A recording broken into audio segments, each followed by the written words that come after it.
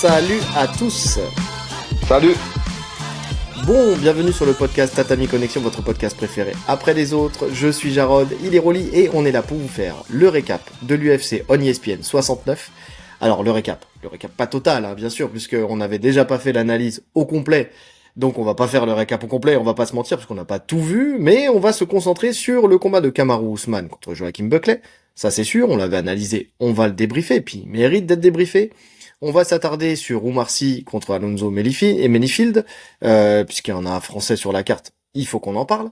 Et on va juste faire un petit point sur le couac du combat Paul Craig contre Bellato, justement où il y a eu le coup illégal. On nous a posé beaucoup de questions sur ce sujet, donc ça va être l'occasion d'en parler un petit peu, de faire 5 minutes sur le sujet. Donc cette UFC on ESPN a eu lieu dans la nuit du 14 au 15 juin à la Philips Arena d'Atlanta. Avant de rentrer dans les détails, on va rappeler quand même notre sponsor de ce podcast avec Import Fight. Import Fight, ce site de vente de textiles et de matériel de sport, MMA, grappling, boxe, avec des marques qui ne sont vendues en France que sur Import Fight, donc des marques comme Hit and Move, comme Primo, comme Corner, des marques de qualité, puisqu'on a l'habitude de voir ces marques-là beaucoup sur des combattants justement américains, mais surtout avec des grands champions, puisque c'est sponsorise, notamment Corner, Belal Mohamed, Alex Pereira, Anthony Pettis, ce genre de personnes. Donc c'est assez intéressant d'avoir ce matériel-là. Si vous voulez commander, il y a un code, le code promo Tatami10 pour avoir 10% sur tout le site, et si vous voulez avoir du style en étant différent des autres, ça se passe sur Import Fight et le lien sera en description directement en dessous cette vidéo. Donc, on va commencer par le combat d'Umar Sy. Umar Sy contre Alonzo Menifield. Umar Sy, c'est la 3e fois qu'il mettait les pieds dans la cage de l'UFC, avec 2 victoires donc avant ce combat-là, puisqu'il était invaincu. D'ailleurs, c'était la particularité d'Umar Sy, c'est qu'il était invaincu. Il a combattu son premier combat. Il avait gagné avec une grosse domination au sol, avec un beau finish. Le deuxième combat, il avait eu une décision un peu accrochée avec le Coréen. Avec le Coréen, ouais. Je sais plus, mais c'est vrai que c'était un combat accroché, notamment debout. Et oui. il me semble que on avait relativisé ça par le fait qu'il se soit blessé lors de ce combat, Umar Sy, il me semble. Non, il s'était pas cassé la main ou quelque chose comme ça? Je ne sais plus.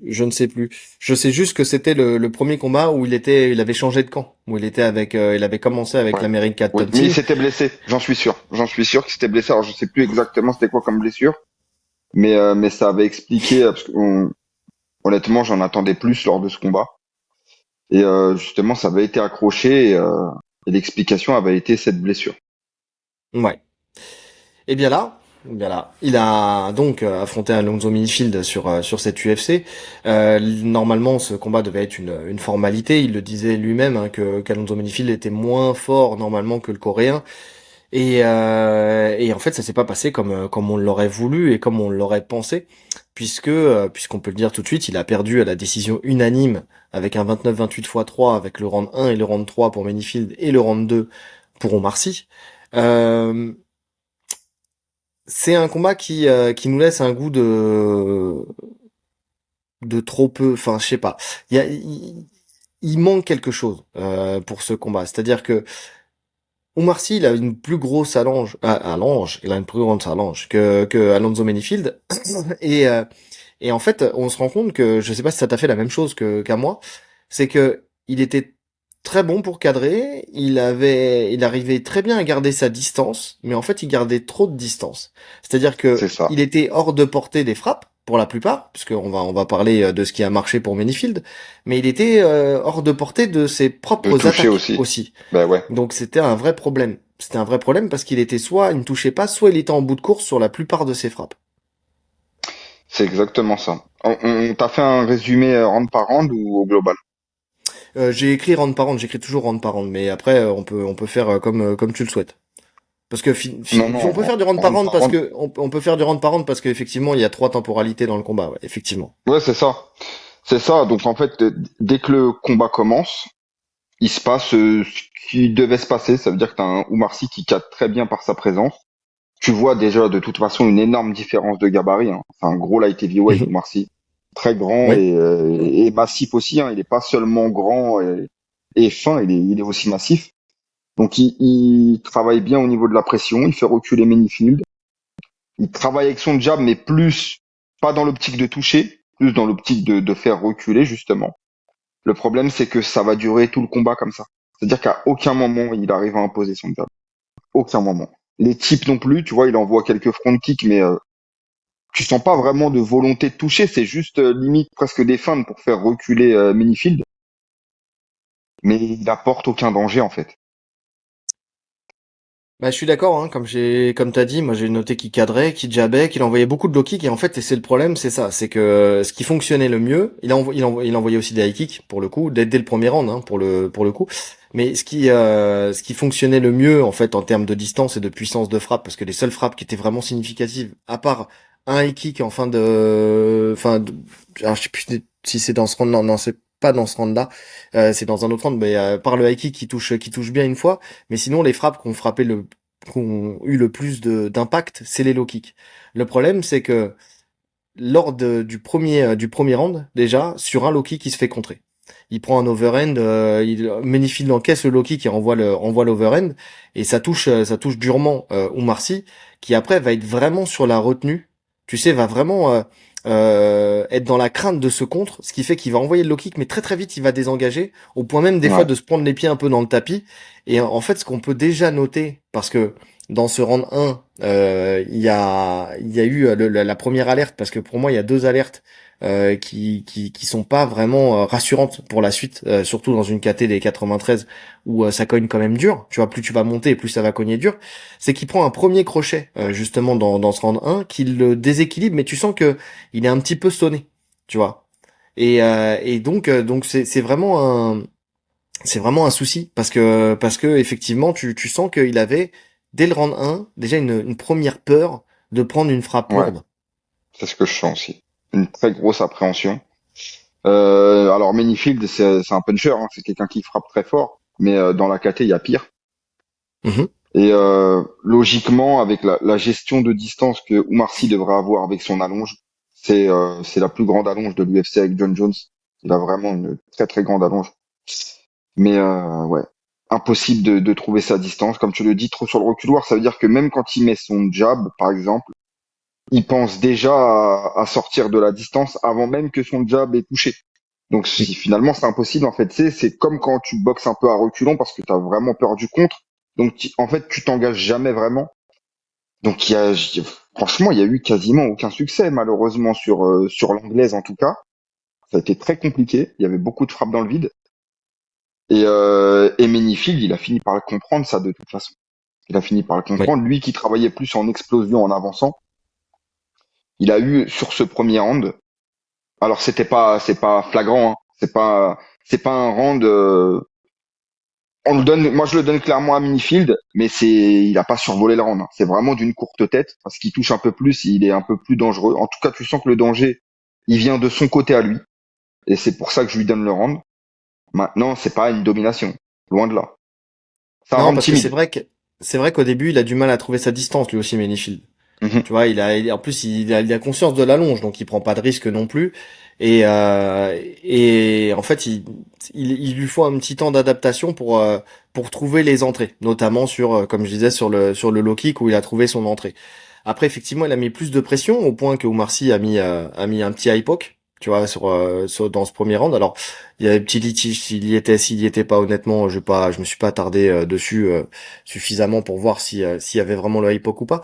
Et si c'est bien dans ce round-là en fait où derrière t'as un sursaut de d'Oumar Sy qui met une accélération parce que tu sens que Menifield il veut accélérer et puis t'as Oumar Sy qui accélère aussi, mais ça dure pas très longtemps. On va dire que c'est peut-être la phase même la plus explosive de tout le match où t'as Menifield qui avance et t'as Oumar Sy qui contre avec un jab high kick qui touche très bien. En fait celui-là il était très propre et en fait il a fallu que Menifield vraiment mette une grosse pression pour que cette fois-ci le jab et la frappe de jambe passent parce que justement il avait cassé la distance. En fait, il fallait que ça soit Menifield qui casse la distance et c'est lui qui l'a pris dans la bonne distance. Tu vois ce que je veux dire? Tant que Menifield Mhm. il est resté loin, à ce moment-là, ça passait jamais. D'ailleurs, je me souviens, je sais plus dans quel round c'est où tu vois Oumar Sy qui envoie un gros gauche-droite, Bah tu sais, très puissant. ouais ouais ouais. Je- C'est marquant d'ailleurs. C'est marquant C'est parce qu'en marqué plus tu sens qu'il est engagé énormément sur sa droite, mais il la met complètement dans le vide. complètement dans le vide. Et c'est ce que je me suis Bah, dit aussi. Et c'est comme pas le backfist, hein. Comme le backfist du premier round, hein. exactement, tiens, tu fais bien de le notifier parce que c'est vrai qu'il commence le combat avec ce backfist. Et on l'a souvent dit, quand on voit un backfist, c'est que c'est que Ouais. t'as pas confiance et que t'essayes tu sais, de trouver le key punch et tu sens qu'il l'envoie directement. C'est vraiment un vrai souci, c'est que dès le début, en fait, ça c'est déjà un élément qui fait dire qu'il a pas confiance dans la partie boxe avec son adversaire. Tu vois, s'il peut le toucher dur sur un premier coup, tu vois, bon bah tant mieux. Tu vois, c'est vraiment ça. Et ce qui me marque Ouais. surtout, c'est que dans le premier round, il tente pas du tout d'amener au sol. Bah, en fait, c'est ça. En fait, je pense que le point le plus problématique, tu viens de le notifier, c'est que sur la partie boxe, moi, je me faisais pas forcément d'illusions. Je voyais Menifil plus puissant de toute façon et plus dangereux. Et je pensais qu'Oumar avait les armes justement pour faire ce qu'il a fait là, c'est-à-dire ne pas trop s'exposer, mais préparer ses entrées en lutte. Et ça n'a pas été le cas. En tout cas, dans le premier round, il s'est absolument rien passé. Quand tu sens que le match est aussi accroché debout et qu'en plus tu sens que ça frappe fort en face, je pense qu'il aurait dû shooter naturellement. Je sais pas quel était le game plan, mais même si le game plan était de rester debout, de toi-même, tu le sens, en fait, c'est toi qui T'as es dans la juste. cage, c'est ton ressenti, t'as juste. Donc, ouais, j'ai pas compris la stratégie sur le premier round. Ben, j'ai pas compris non plus. J'ai vraiment, pour le coup, effectivement, alors, comment dire? Disons il y avait pas non plus trop de danger, tu vois. C'était vraiment un combat où, comme t'as dit, c'est un round où il se passe pas grand chose. Donc, en fait, ça peut tomber d'un côté comme de l'autre. On va dire que ça tombe du côté de Menifield parce que les frappes les plus significatives, elles sont de son côté à lui. Tu vois, mais honnêtement, celui qui produit le plus, même s'il touche pas, celui qui produit le plus dans ce round, c'est Oumar Sy. En fait, si tu veux, je parle pas de forcément de parce que peut-être que dans sa tête, il se dit je prends le round et il y a pas de souci, Bah c'est une ouais. possibilité. Mais je te parle même en ressenti et en de ce qui dégage quand il est dans la cage, on le voit clairement. Il y a une crainte de la puissance de Minifield. À Mm. partir de là, de toi-même, après c'est ma vision du MMA, hein. C'est amener le combat là où la plus grande différence elle est de ton côté. Et là, clairement, en tout cas sur le papier, c'était au sol. Oui. Donc tu Ah, dois te rendre la tâche après, facile. après, dans le round 2, il a tenté. Il a tenté dans le round 2, sauf que Ouais. en fait, il s'est confronté encore une fois, et ça m'a rappelé en fait à ce qui s'est passé avec le Coréen juste avant. C'est qu'en fait, il shoot, effectivement, il vient coller à la cage, et en fait, il n'arrive pas du tout, une seule seconde, à amener Menifield au sol. Pourtant, il tente, hein. Il tente, il est là, il a essayé de, donc il prend, donc Menifield qui défend bien au début avec la seat belt, tu vois, il a pris une seat belt un peu, tu sais, par le dessus pour empêcher Oumar, enfin pour peser sur lui et pour empêcher Oumar de l'envoyer. Après, il arrive à remettre l'underhook, il descend très bas, c'est très bien. Donc il a essayé aussi, je parle dans les défenses de Menifield, d'attaquer une guillotine qui a été vite abandonnée parce qu'en fait ça pouvait pas être efficace, il y avait trop de pression à la cage, il pouvait pas tu sais engager justement Les les hanches. hanches pour pouvoir le faire. Et t'as Oumar qui tente single, double, d'arracher, de mettre la pression. Pendant ce temps-là, il produit zéro frappe. Alors, il arrive quand même à faire tomber, à un moment, il met un petit crochetage extérieur extérieur qui fait chuter. Ouais, ouais, c'est ça. Euh, mais tu sens encore une fois que, pareil, c'est pas significatif sur ce qui se passe après. C'est-à-dire qu'il va chercher le dos, lui qui est très bon justement pour aller le dos, on l'avait notifié dans le premier combat que techniquement c'était tellement propre qu'il arrivait en fait à toujours bien suivre et à toujours compenser. Tu sais quand il y avait un début de défense pour conserver le dos, on en avait parlé de ça, on l'avait mis en lumière ce niveau technique là.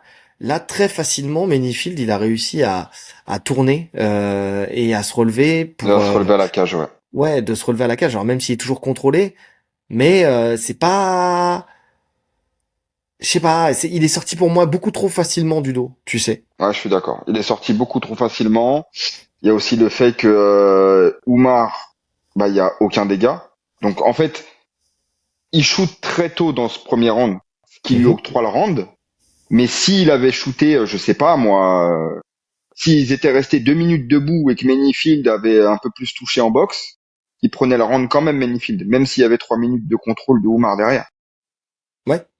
Oui, alors oui. Dans les faits, normalement, oui. Après, Oui, dans des les fois, faits, les juges, oui. ils ont tendance à scorer un peu à l'ancienne, mais dans les faits, En tout oui, cas, normalement, il aurait pris il aurait pris le round. voilà. Bien sûr. Dans le règlement actuel, logiquement, ça aurait été comme ça. Donc ouais, et puis surtout, moi, ce que je ressens, et je le revois après round de 3, c'est que tu sens qu'il a laissé des plumes sur cette phase. Les deux. Les deux, parce que tu sens que le round 3, les deux ont les bras lourds. Mais Oumar un peu plus, effectivement. Alors Ouais, que c'est mais censé être normalement sa spécialité. bah, c'est ça, c'est censé être ton domaine. Alors tu sens quand même, moi je sens que techniquement c'est au point, il n'y a pas de souci. Il sait exactement quoi faire au niveau des transitions, des placements, etc. Il y a peut-être un manque de puissance. Il y a peut-être Ouais. un manque de puissance que j'avais ressenti déjà contre le Coréen. Et là, Menifield qui est en plus qui est plus petit, qui est vraiment trapu, qui doit être dur à manœuvrer. Maintenant, techniquement, tu dois le jeter en l'air, Menifield. Voilà. En fait, merci. Parce que c'est exactement ce que j'allais te dire. C'est-à-dire le manque de puissance, oui, mais quand la technique, elle est là, normalement, la puissance, tu vois, Oui, bien elle sûr. passe en deuxième ligne de compte. C'est-à-dire que si c'est un manque de puissance, ça veut dire qu'il manque de la technique. Euh, je sais pas parce que j'ai quand même la sensation que dans les transitions, il fait ce qu'il faut. Euh, je saurais pas comment l'expliquer. Après, est-ce qu'il était plus, est-ce Tu qu'il sais, y croyait vraiment, est-ce qu'il y allait à fond? alors oui, tu voyais que bah, c'est pour ça qu'il s'est cramé. Hein. Il y allait à fond. Le problème, c'est que tu vois, tu parles de il fait ce qu'il faut. Tu vois, mais il y a un truc qui m'a dérangé dans son positionnement. Par exemple, c'est son positionnement de tête. Tu vois, il était très tête penchée, menton à la poitrine. Tu vois, quand il venait ceinturer. Ce qui fait Ouais. que bah, en fait, tu peux pas développer de la force si ta tête elle est rentrée comme ça. Oui, il faut lever. Tu vois ce que je veux dire. Donc déjà, rien que ça, déjà pour moi, quand je voyais la scène, je me disais, il se bloque tout seul. Et dès qu'il Ouais, a c'est vrai. commencé à relever un peu et à travailler sur des crochetages, tu vois, il a réussi à amener. Mais il y a eu un long moment où tu voyais qu'en fait, il gênait tout seul parce que sa tête, elle était rentrée. Tu peux pas développer de force si t'as le menton rentré à la poitrine. C'est impossible. À moins d'être une mule avec un coup de taureau, tu vois. Mais sinon, c'est pas possible. Il aurait dû Ouais. s'orienter différemment, tu vois, prendre un angle pour que ça soit plus l'oreille qui soit Mais je collée pense que plutôt que d'avoir la tête penchée. il y avait cette crainte des coups de coude. Peut-être, mais en même temps, quand tu vas à la lutte, tu sais que c'est une crainte, et dans ce cas-là, si tu as peur des coups de coude, et ben, au lieu, vu qu'en plus il a de la longe et qu'il peut faire du bodylock, tu vois, enfin, tu vois, il peut ceinturer, au lieu de rester très bas, il pouvait rentrer, tu sais, plus sur la ligne Mhm. d'épaule, tu vois, revenir sous les Sur aisselles, la Gréco. Je suis revenir d'accord. contrôler, venir Maintenant, en gréco, tu vois. je pense qu'il n'y avait pas la puissance nécessaire pour le maintenir Menifield en Gréco. C'est pour ça qu'il est resté Oui, aussi bas. sauf que tu fais un va-et-vient. C'est-à-dire, tu vois, ce que je veux dire, c'est que tu montes, tu viens contrôler en gréco, tu redescends, tu prends un single leg, tu vois, mais tu restes pas en bas. Tu restes pas en bas parce que de toute façon, s'il était remonté, qu'il était rentré avec un underhook ou quelque chose comme ça, il aurait pu scorer les frappes, tu vois. Mhm. Parce que là, il n'a pas pu faire. Il n'a pas pu faire parce qu'il est resté sur la ligne de hanche. Et en plus, rentrer la tête, être à la ligne de hanche et rentrer la tête, d'une part, tu peux pas emmener, mais ça prévient pas des frappes quand même, tu vois, tu peux quand même en prendre. Alors certes, il faut être vigilant parce qu'il y a les frappes derrière la tête et donc voilà. Mais Menifield il y a un moment, il a réussi à scorer quelques frappes quand même sur cette Oui. phase-là. Ouais, ouais. Donc ça te préserve pas des frappes. Donc il prend le round effectivement, mais pour moi c'est un round qui est inutile parce qu'il a pas réussi véritablement à s'imposer dans son jeu et en plus de ça il a cramé des cartouches qui auraient pu lui être bénéfiques pour le round 3 pour essayer d'aller choper le round 3 quand tu sais que t'as perdu le round 1. Et finalement il avait les bras tellement lourds que en fait là où déjà il avait du mal à venir toucher et comment dire et à scorer tu vois justement en anglaise, en fait tu te rends compte que dans le round 3 eh ben, c'est encore pire, parce qu'il a même plus la vitesse de bras. Ouais, clairement. Clairement. Et comme tu le disais, t'as Menifield qui est aussi fatigué, mais qui reste malgré tout plus explosif Mhm. et plus sur l'offensive, plus entreprenant, plus puissant. Et qui boxe mieux en fait. Tu vois, faut pas chercher plus loin. Hein. Menifield est un meilleur striker que Omar Sy. Puis surtout, ce qu'il fait bien, c'est qu'il, et là où il est malin, Menifield, c'est qu'il cherche le contre. Il laisse Oumar rentrer, qui a perdu de la vitesse, qui a perdu de l'explosivité. Ce qui fait que c'est beaucoup plus facile pour lui d'aller chercher des contres en direct. Tu vois, parce que vu qu'en plus il est plus petit, donc il se laisse Oumar Sy casser la distance pour lui venir frapper. Et c'est comme ça pour moi qu'il score l'essentiel de ses frappes. Tu vois, Ouais. c'est pour moi c'est vraiment ça. Tu vois, j'ai noté Oumar les bras lourds, même dans ses déplacements, on voit qu'il est fatigué. Tu sais, on sent que au début, tu vois, il avait plus de in and out. Là, tu sens qu'il reste un peu plus à distance. J'ai noté que les deux produisent très peu, et c'est vrai. Par contre, c'est pour ça que je te dis que les deux étaient fatigués, parce que c'est vrai que les deux produisent très peu. Et t'as encore une nouvelle fois un dernier crochet dur de Ah, il Ménifique qui touche encore bien. une fois Il touche bien. fait chavirer un peu Oumar, quoi. Donc moi Ah ouais. ça par contre c'est un truc qui me rassure pas du tout. C'est le fait que dès qu'il prend la moindre grosse frappe, tu sens qu'il a ce déséquilibre, tu vois, tu sens qu'il est embarqué dans la frappe. Soit déséquilibré par la frappe, mais je pense plus à sonner, tu vois, sonner par la frappe, tu vois. De visu comme ça, je le vois plus être sonné que d'être seulement déséquilibré. Je sais pas s'il a été sonné. Je l'ai pas senti sonné. Mais c'est vrai que tu sens que il en faut pas beaucoup. Bon après dans cette KT pour tout le monde. Mais ouais, tu sens il prend mal les coups. Ouais, des mecs où quand ils les prennent, t'es un peu plus confiant. Bah on a l'exemple même dans le combat suivant hein, avec Ousmane qui prend des frappes, mais tu sens que Hmm. ça va, tu vois, je bronche pas. Et là de ce côté-là, là du côté de Oumar, tu sentais que heureusement que ça a pas combiné. En fait, heureusement que Voilà. les frappes, il les prenait de manière isolée et que à chaque fois ça désengageait et qu'il avait le temps de, ok, je me remets dedans. Parce que s'il y avait une combinaison une grosse série de magnifiques, il aurait pas fallu beaucoup de frappes pour que ça tombe. Ouais, mais je suis d'accord. Je suis d'accord. Donc c'est ça qui me fait un peu peur.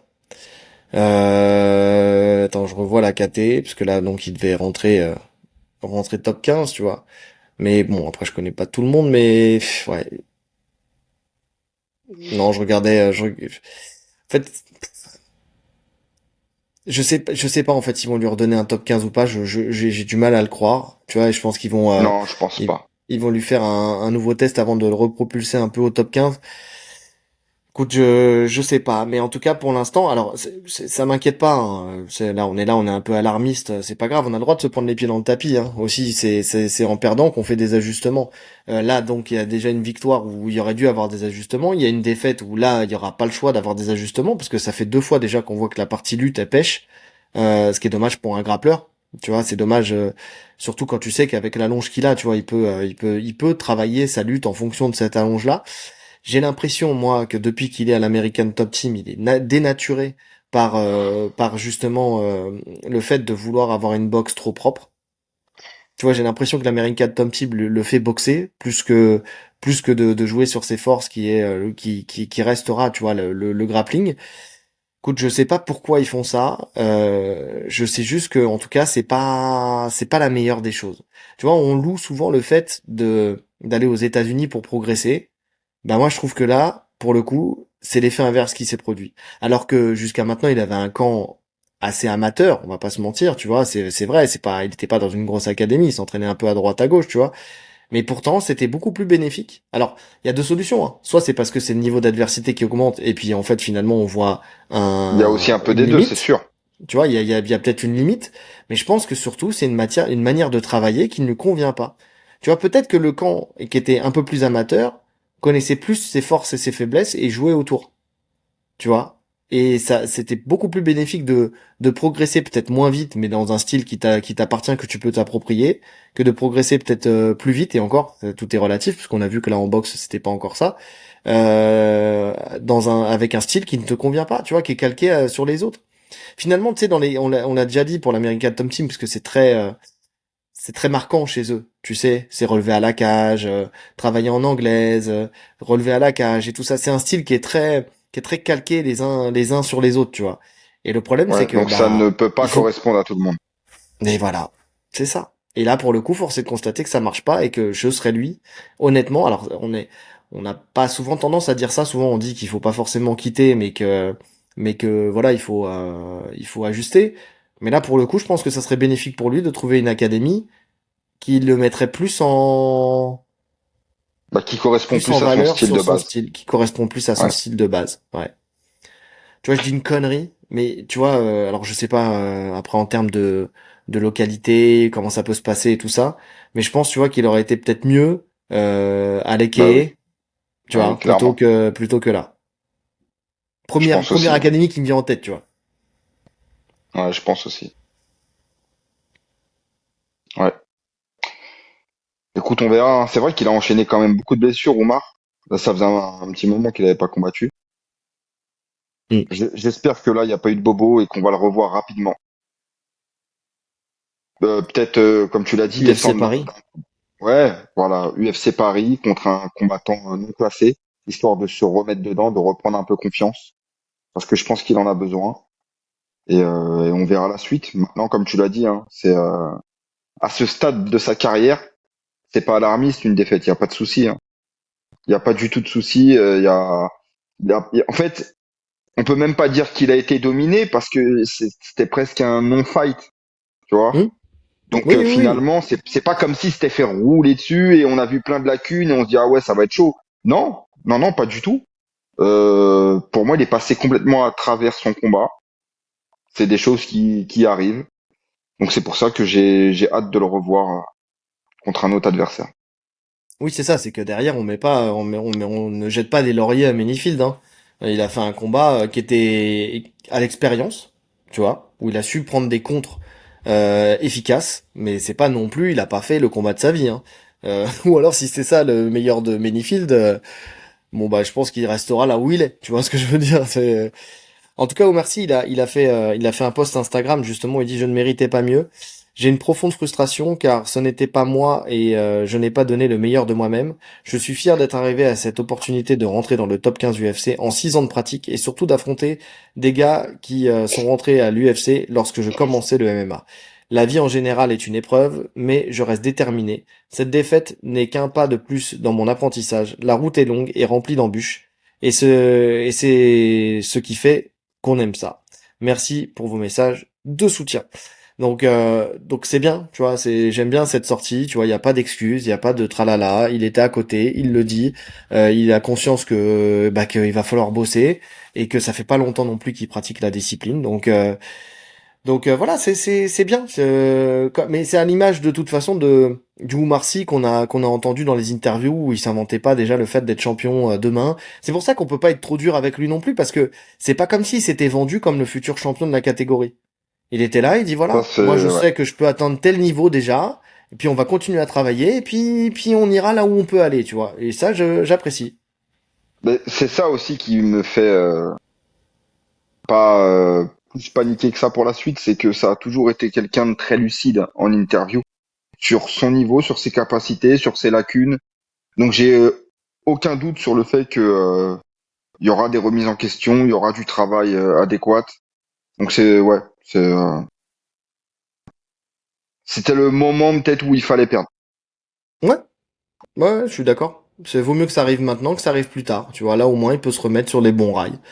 En tout cas, l'UFC n'a pas dû kiffer ce combat parce qu'il n'y a pas eu d'interview post-fight, hein, ni pour l'un ni pour l'autre. Donc j'ai été surpris, j'ai fait ah bon bah d'accord, bon bah allez, passons à la suite alors. Et on va passer à la suite. Et avant de parler de Cameron Ousmane, on va juste faire un petit point sur le Paul Craig Gate. Parce que il y a eu alors j'avais pas vu le combat. Moi je vais être très honnête, hein, J'ai pas vu le je combat non n'ai pas plus. regardé l'UFC. J'ai vu que la fin moi. J'ai vu l'extrait vidéo sur la fin quoi. Ouais, oui, pareil. Alors ça là-dessus, pareil, parce qu'en fait, voilà, pour remettre le contexte, j'ai pas regardé l'UFC, j'étais invité, ça arrive, j'étais invité samedi soir, donc voilà, j'étais un peu fatigué, il fallait que j'assure le lendemain le cours, donc j'ai juste regardé le lendemain matin Kamaru Usman et Oumar Sy. En fait, ces deux combats-là, je savais qu'on allait en parler, donc je les ai regardés, je les ai rattrapés le dimanche matin. Et je reçois déjà un premier message qui me dit ouais, t'as regardé le combat de Paul Craig contre Bellato, j'ai pas compris, est-ce que tu peux m'aiguiller sur le point de règlement? Alors je regarde le résultat, bon je vois que c'est un no contest, égalité, tu sais, je me dis ok d'accord, c'est un peu bizarre, je sais pas pourquoi, je vois marqué upkick. Bon, je commence à comprendre un petit peu, mais je me dis voilà, je laisse ça de côté, je reprendrai tout à l'heure. Entre temps, il y a des auditeurs qui m'ont posé la question aussi, je me suis penché un peu plus sur la question. Bon, Alors, en fait, toute la particularité de ce upkick, c'est de savoir qu'il a été mis en no contest, parce qu'on peut, de ce que j'ai compris, hein, de ce qui s'est passé, Paul Craig dit qu'il est pas volontaire, ce upkick. Maintenant, Bellato a un genou au sol. Il prend un gros front kick en pleine mâchoire. Alors il y en a qui disent que sur le ralenti, j'ai pas vu le ralenti, mais que le pied glisse, que ceci, que cela. Quand tu le vois en live, tu vois quand même une intention qui est bien sale. Tu vois quand même que la frappe, elle est quand même bien portée. Tu Ah, vois, sur les ralentis, pour des moi, fois, il on le peut pas prend. se rendre compte, tu vois. Voilà. Pour moi, il le Et prend. en fait, Attends, juste pour l'info, c'est quel round? Parce que j'ai même pas vu à quel round c'est ça s'est dans le passé. premier round, c'est en fin de premier round. Ok, Et d'accord. visiblement, de ce que j'ai compris, par contre, c'est Bellato qui dominait, tu sais, tout ce premier round. Tu vois. Ok. Donc c'est à 4 minutes 50 et quelques du premier round. Donc c'est vraiment fin de premier round. Et donc il prend ce upkick et Bellato n'est pas en mesure de reprendre le combat parce qu'on voit qu'il est complètement hagard. Tu sais, tu le vois, il est là, on dirait qu'il est en train de défendre en papillon, tu sais, en bas. Non, c'est vraiment un peu bizarre. Tu sens que voilà, il a été complètement sonné par ce kick. Là, pour le coup, je ne pense pas que ça soit de la comédie. Tu vois, Ah, je enfin, sais pas, hein. Moi, je sais pas ça. Je sais pas. La manière dont il tombe. Après, il fait genre, il convulse. Franchement, je sais pas. C'est particulier quand même. écoute, Franchement, c'est très, la manière, ce qui suit la chute. Tu sais, il tombe, il regarde l'arbitre en mode, oh, qu'est-ce qu'il fait? Après, il s'allonge. Après, il convulse un petit peu. Après, il ouais, recule à la mais cage. Je sais pas, c'est très bizarre. Je vais te donner un autre exemple. Tu te souviens du chaos? Je sais plus c'était qui contre qui, mais là c'est parce que ça me vient en tête. Tu sais du mec qui avait frappé son adversaire, qui avait C'est reculé Barbossa comme contre, si c'est Barbossa contre je sais plus qui. C'est Barbossa qui met un crochet à la tête du mec, qui ouais, recule et qui se remet en garde et qui tombe après ouais. plusieurs secondes. Donc des fois t'as un Oui. moment de lucidité et t'as le chaos qui vient après, tu vois. Et j'ai vu un Alors j'ai autre upkick pensé à aussi ça. sur une autre vidéo où ça fait un peu la même Ouais. chose, où le mec il est là, il est lucide et puis d'un coup, tu vois, le cerveau déconnecte aussi. C'est possible, hein, c'est possible parce que en fait, tu sais, penser à jouer. En fait, il y a tellement d'incohérences dans ce qu'il fait, le mec derrière. Tu vois, à reculer, à venir, à reculer, tu sais, t'as l'impression qu'il est encore en combat, mais contre un adversaire invisible. Ce qui me fait penser, tu sais, aux mecs qui prennent des KO et qui attaquent des clés de jambes, ou qui remontent en wrestle-up, tu sais, Sur sans l'arbitre. l'arbitre. Tu Ouais, vois? ouais, c'est Ça me vrai. faisait penser un peu à ça. C'est pour ça que je dis que j'ai du mal à penser que c'est un mytho.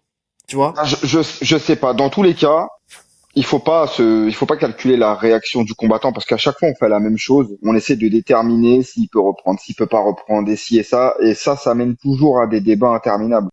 Exactement. La réalité, c'est que c'est un coup légal.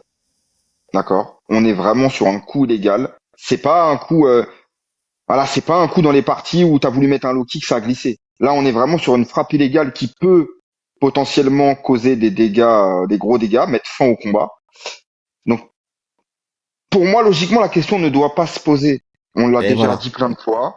La question ne doit pas se poser. On ne doit jamais demander au combattant s'il peut reprendre parce que peu importe sa réponse, ça va être néfaste pour lui.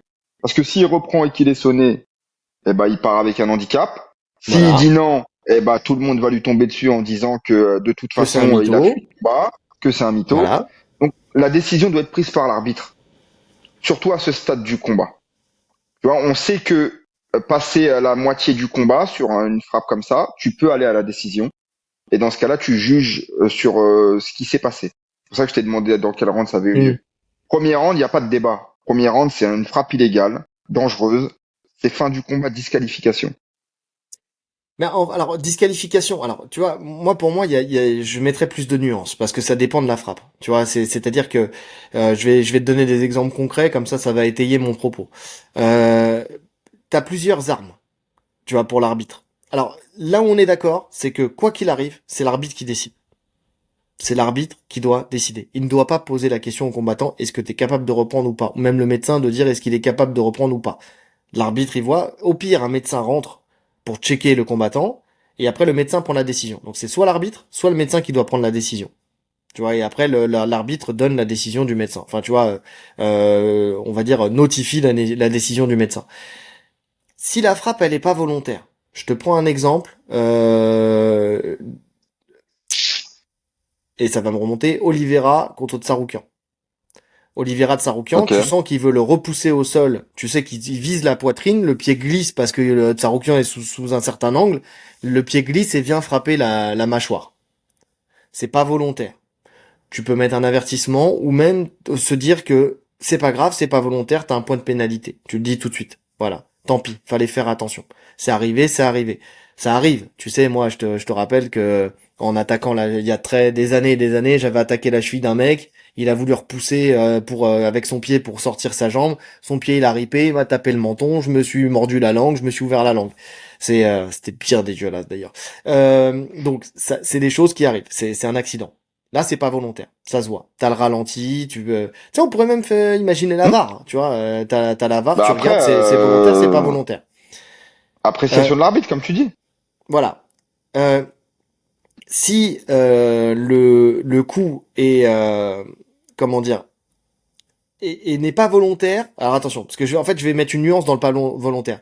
C'est pas volontaire, mais tu sens qu'il n'y a pas vraiment d'impact. Le combattant, il est très lucide. Tu vois, je pense à Pena contre Harrison. Là, alors là, c'était volontaire. Ça, c'est encore un peu différent. Mais bon, on reprend Oliveira. Tu vois, c'est pas volontaire. Le combattant, il peut reprendre. Tu vois, tu mets une pénalité. Par contre, c'est pas volontaire, mais le combattant peut pas reprendre. Tu mets un no contest. Ok, c'est un accident. Ça arrive. Le combat peut pas se faire. No contest, on le refera plus tard. Par contre, à partir du moment où c'est volontaire, Paul Craig, là, comme je t'ai dit tout à l'heure, s'il était descendu à genoux au moment où il met la frappe, ok, c'est litigieux, il y a un entre-deux. Là, il était complètement à genoux et il envoie sa frappe. Pena Harrison. Pena qui envoie 3 up kicks alors que Harrison, elle est clairement à genoux. Surtout que maintenant, la règle, elle est claire. Il y a un genou à terre, t'es au sol. Là, la règle, Hmm. il y a plus d'ambiguïté dans la règle. Donc là, tu peux te permettre de faire ça. À partir du moment où le coup, il est illégal, Petroyan contre Sterling. Tu vois, le coup de genou dans la Mhm. tête. À partir du moment où il y a aucun doute et qu'il y a une intention de mettre KO avec une frappe illégale, disqualification. C'est tout. Alors Voilà. oui, le spectacle, oui, ce que tu veux, oui, mais on se prive de... Eh, mon vieux, il y a un règlement. Non, non, attends, Le attends, attends, attends. règlement, c'est fini. On se prive de rien du tout parce que ça finisse par disqualification ou no contest. Dans tous les cas, le combat est fini. La seule différence, c'est que dans un cas, il y a un combattant qui va toucher sa prime pleinement, parce que le no C'est contest, ça. ils ont pas de prime de victoire, hein. Bah Et oui. puis en plus, ça te bloque une KT puisqu'il n'y a pas d'évolution de classement. En fait, ce combat n'a jamais eu lieu. Un no contest, c'est ça. C'est comme Oui, si ce combat n'avait jamais eu lieu. Donc aucune évolution pour l'un et l'autre. Donc oui, c'est ridicule en fait. bien sûr. Donc voilà, c'est un peu ce qui devrait arriver dans une logique qui serait purement sportive. Tu vois, je repense à l'IBJJF, alors en jiu-jitsu brésilien. Certes, des fois c'est très frustrant, mais parce qu'il y en a qui jouent avec le règlement. Alors après, il y a toujours tu sais, les deux revers de enfin il y a la médaille et le revers de la médaille, tu vois. Mais IBJJF, tu enroules la jambe de quelques centimètres en trop. Merci, bonsoir, disqualification. Dégage. Et tu peux être en finale des Worlds, c'est disqualification. Tu prends 4 Mais pénalités, regarde la Pro League où je suis allé la dernière fois, 4 pénalités des deux côtés, c'était la finale, merci, bonsoir, les deux dégagés, ça y est, c'est bon, fallait respecter le règlement. Vous respectez pas le règlement, vous dégagez. Point, c'est tout. La différence, c'est qu'il y a c'est là-bas, clair, tu vois. l'oreillette, tu vois, il pourrait y avoir un système d'oreillette aussi, avec un arbitre qui serait derrière un écran, qui regarde, tu sais, un contre-arbitre, tu sais, un deuxième arbitre, qui vient, deuxième juge, hop, il te dit, ok, c'était volontaire, c'était pas volontaire, c'est volontaire, il lui dit, ok, il m'a dit c'est volontaire, je lui fais confiance, moi j'ai vu déjà, j'étais pas trop sûr, mais j'ai vu, lui il me confirme que c'est volontaire, merci, bonsoir, tu dégages, allez, c'est bon, tant pis, parce que Ouais, c'est jouer avec le règlement, tu vois. Normalement, il je suis faudrait être d'accord. carré sur le règlement. Parce que c'est la Je suis santé des d'accord. combattants. Mais tu sais, j'ai l'impression que le no contest, c'est devenu un petit peu un fourre-tout. Oui. Tu vois, c'est un peu la facilité. Voilà, quand on sait pas quoi dire, on met ça en no contest. Alors que il y a quelques années, c'était bien moins courant hein, de mémoire les no contest. Ça se voyait quasiment pas. Là, c'est devenu la norme en fait. Dès qu'il y a une décision à prendre et qu'on veut pas trop se mouiller, no contest. C'est ça, Joker. Ouais, c'est ça. Ouais, non, je suis d'accord. Je suis d'accord. Donc c'est un véritable problème. Et là, je comprends en fait pourquoi on peut parler de vol. Tu sais parce que en fait quand t'expliques tout ça, tu sais au début C'est les gens me disaient, mais alors c'est quoi? C'est un vol? C'est pas un vol? C'est comment? Oui, là pour le coup, il n'y a pas d'ambiguïté. Il a beau faire le mec offusqué, Paul Craig, en disant, mais non, mais attends, je voulais pas. Bah ouais, mais force est de constater, frérot, que là c'est pas, t'as repoussé et ça a glissé. Là, t'as frappé, t'as engagé la hanche, t'as monté ta hanche, t'as mis un up kick. C'est tout. Il était à genoux, il avait un genou au sol. Ne dis pas que tu savais pas. Ou si tu savais pas, maintenant tu sais. C'est dans quelle chanson ça? C'est Oui, dans 80, tu sais le maintenant, 9 et le 3 oui, sur le drapeau. Si tu savais pas, 93 maintenant Empire. tu sais. Voilà, c'est ça, 93 Empire, exactement. Et puis c'est tout, tu referas pas l'erreur la prochaine fois. Ouais. Et puis, ça fera une jurisprudence pour les autres. Mais oui. Crois-moi que si on était carré sur ce règlement, enfin, comme ça, sur le règlement et avec les punitions, crois-moi que les mecs, ils feraient l'effort. Ils feraient attention. Hum, Aujourd'hui, il y a trop de personnes qui se permettent de mettre un petit doigt dans l'œil, et ça a toujours été. Alors, tiens, tu sais, comme tout le monde dit, ouais, John Jones, vous êtes trop fan de John Jones. John Jones, moi, je suis le premier à reconnaître, et je pense que c'est valable pour toi aussi, que dès qu'il est un peu en difficulté, hop, un petit doigt dans l'œil, hop, on fait un petit reset et c'est reparti. Tu vois? Et tu vois, en fait, C'est une réalité. le problème de ce truc-là, là, du no contest, c'est que maintenant, un combattant en difficulté, qui perd clairement le combat. Alors là, j'ai pas vu le combat, mais tu me dis qu'il perdait le premier round jusqu'à présent. Ouais, de ce que j'ai compris, ouais. Ben finalement, sa porte de sortie, elle est là. Tu vois, je te mets un coup illégal, no contest, je descends pas au classement. De toute façon, j'allais perdre mon combat, donc la prime de victoire, j'allais pas l'avoir. Tu vois, tu peux imaginer plein de choses Bien sûr, derrière. bien sûr, bien sûr, bien sûr. Donc, Totalement, totalement. C'est pour ça. Un petit coup dans les parties, un petit doigt dans l'œil, un petit up kick, tu vois, bien appuyé sur un malentendu. C'est parti, quoi. Donc, et puis comme je te dis, en plus tant qu'ils seront pas carrés et qu'ils continueront à poser la question, et on en avait parlé en plus, je me souviens, on en a parlé pour Pena Harrison. Si, tant qu'ils continueront à poser la question aux combattants, en fait, t'as une chance sur deux pour que la personne elle continue le combat en se disant non mais je vais gagner ma ceinture de la meilleure des manières, sauf qu'en fait la personne elle est complètement HS, puis derrière t'as plus qu'à l'enchaîner et puis à la mettre KO. Donc ouais, c'est non, faut être carré sur ces trucs-là. Mais là pour le coup, effectivement, c'est un loupé de l'UFC. Pour moi, c'est un loupé de l'UFC. Encore, enfin cette ouais. fois-ci. Bref, je pense qu'on a fait le tour de cette question. Au moins comme ça, vous avez notre avis sur ce qui s'est passé avec Paul Craig. On termine avec le main event de cette UFC avec le combat de Kamaru Usman contre Joachim Buckley. Donc j'ai bien aimé dès le début du combat déjà, tu sais, même s'il y avait du respect entre les deux, il y avait quand même une intensité. Tu vois, déjà j'avais vu les premiers face à Ah, face où justement Buckley disait au moins lui il est venu face à moi.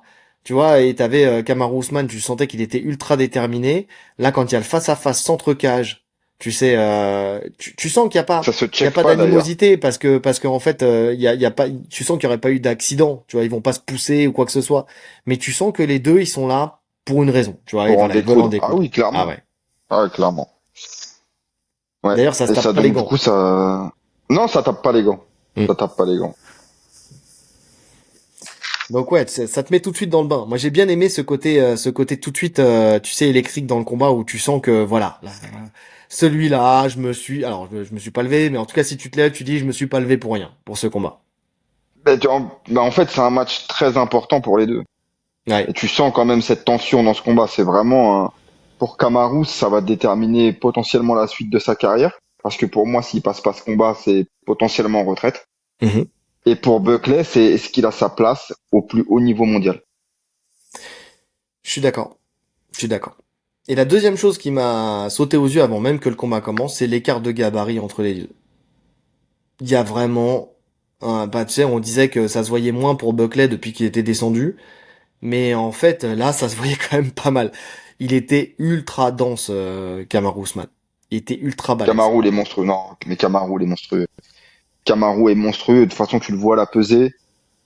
Justement, il y avait cette question de dans quel état de forme il va revenir. Quand tu vois le physique qu'il affiche. Alors oui, ça veut pas tout dire, Oui, mais parce qu'il est d'une quand même. nature à avoir un physique comme ça. Hein. Tu sais, je pense que Déjà, oui, hors camp, il est pas grassouillet, hein, tu vois.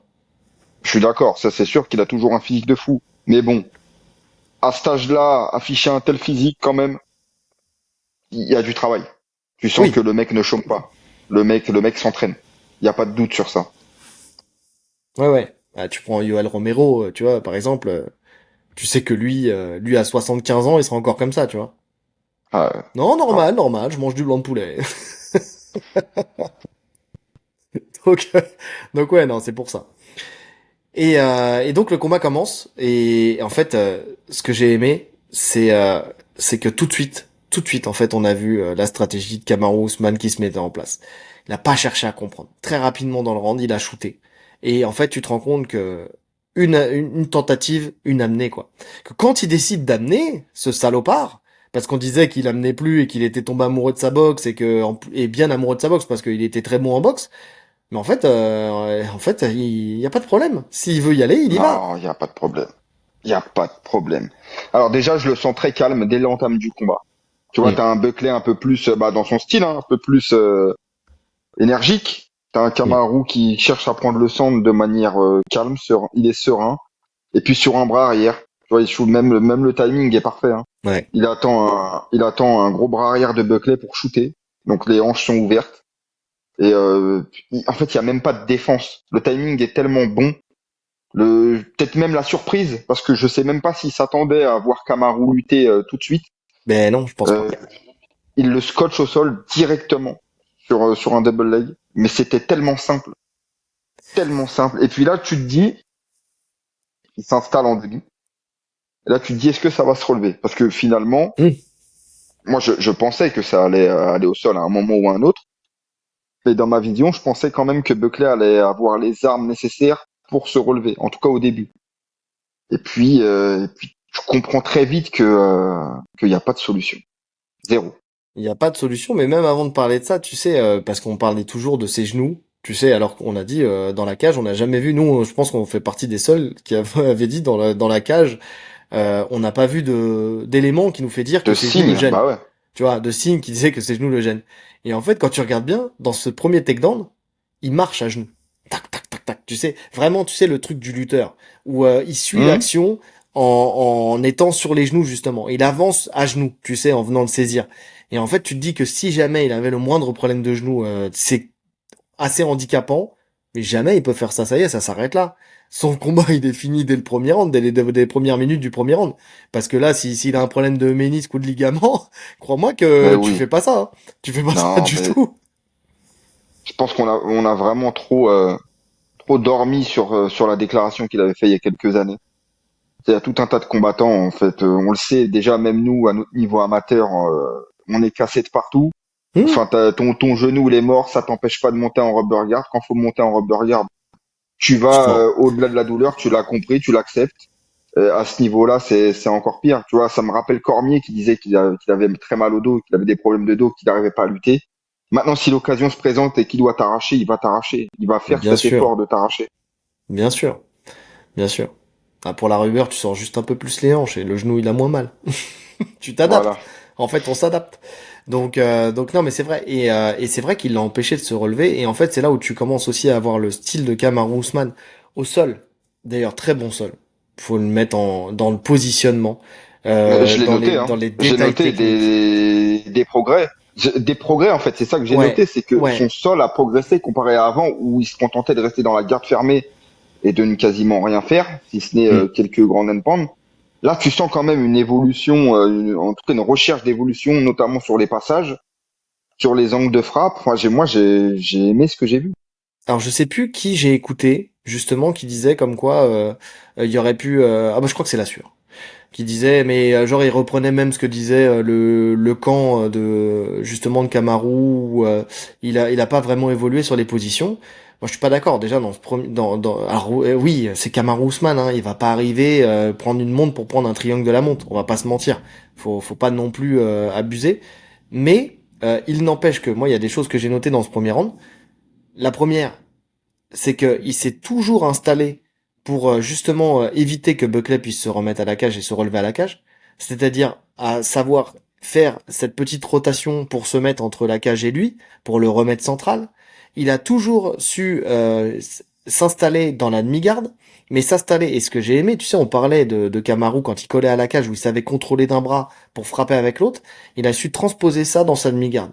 C'est-à-dire qu'il était dans la demi, underhook, bras sous l'aisselle en venant bien coiffer l'épaule, donc un gros contrôle justement avec ce bras sous l'aisselle pour pouvoir Il frappe. complètement lâcher ses frappes et surtout lâcher ses coups de coude, parce que c'est les coudes Ouais. qu'on fait mal. Il des coups de coude Plus, énormes.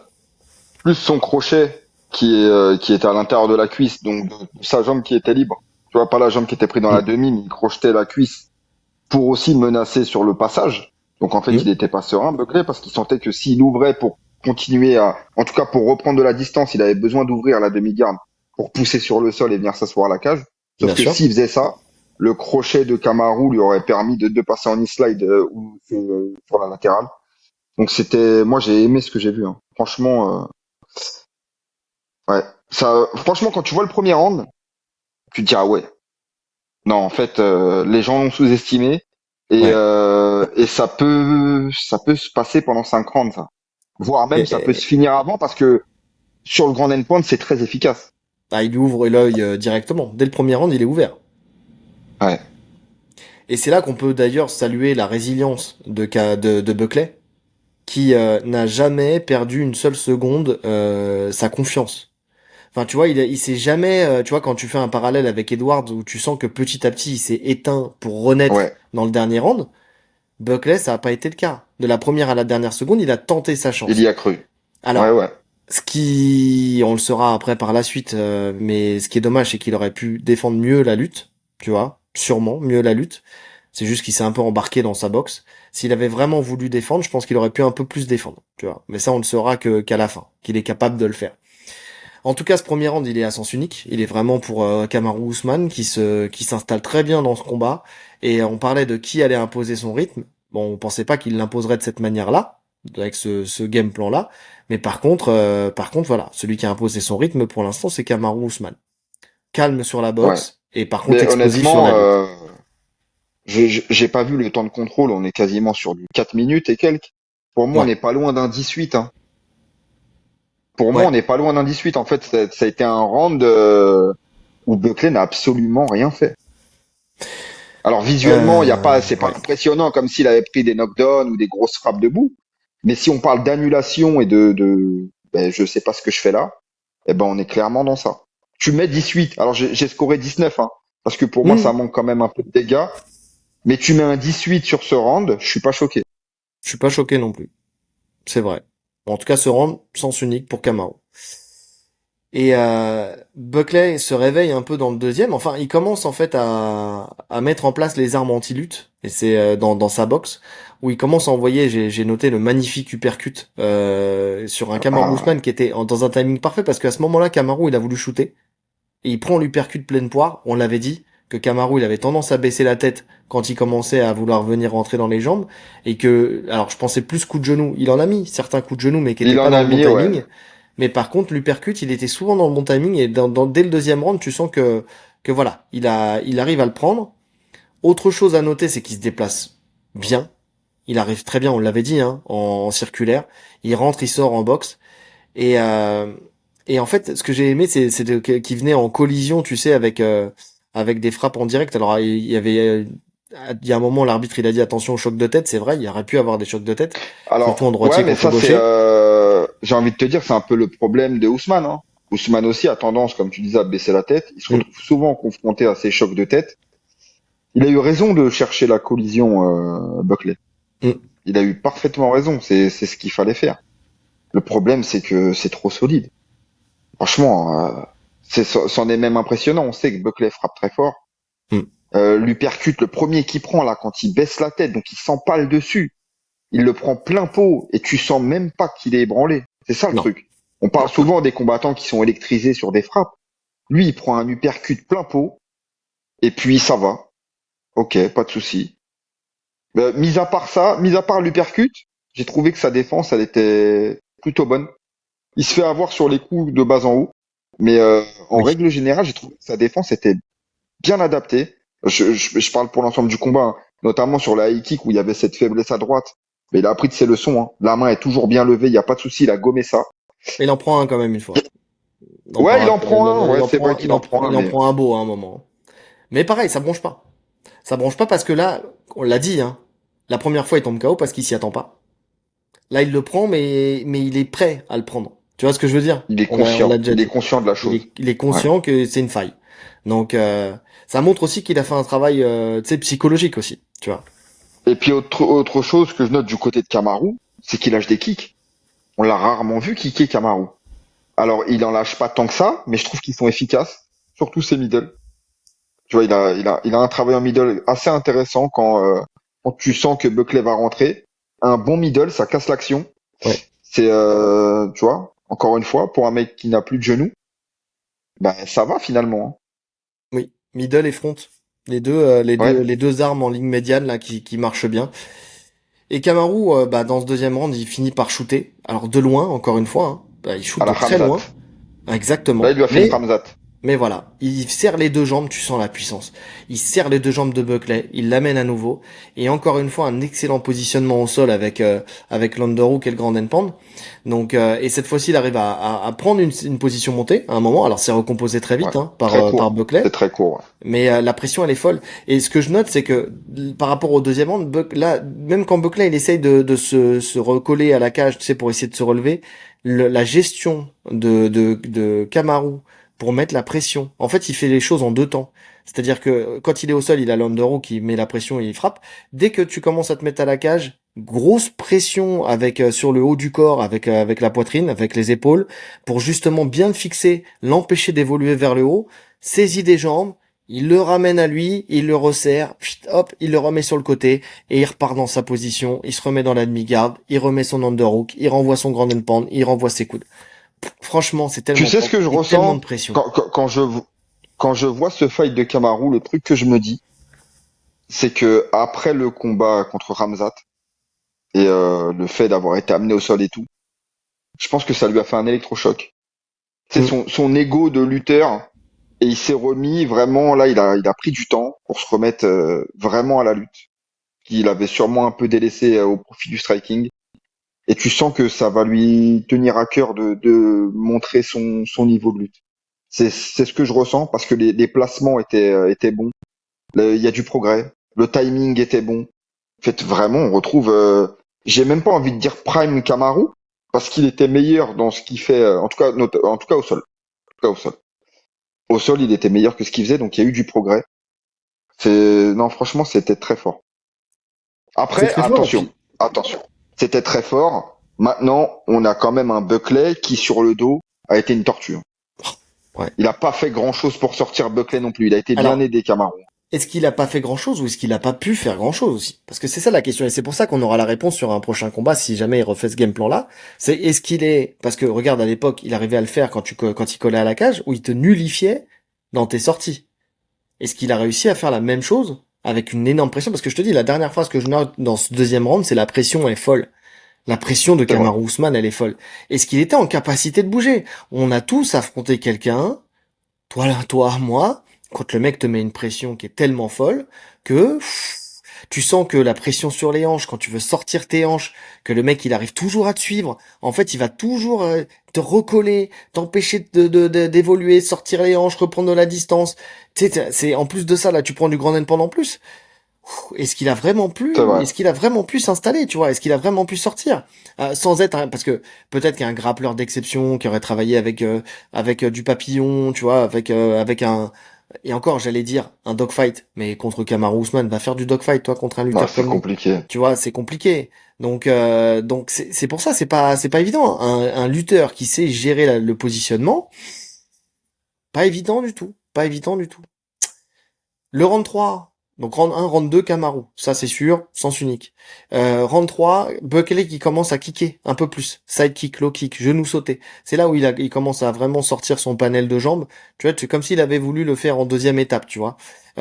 Collision, plus les collisions en ligne directe, tu sais, en direct, directement, tu sais, avec surtout avec le bras arrière, où il envoie son jab et il envoie vraiment son bras arrière avec puissance. Après, il a tendance à descendre, envoyer des crochets à la tête. C'est plutôt intéressant. Tout à l'heure, tu notifiais le calme de Kamaru. Effectivement, là, je le note encore. Kamaru, il est calme. Il prend la tempête, il prend les frappes. Il est là, il avance, il cadre, il envoie son jab.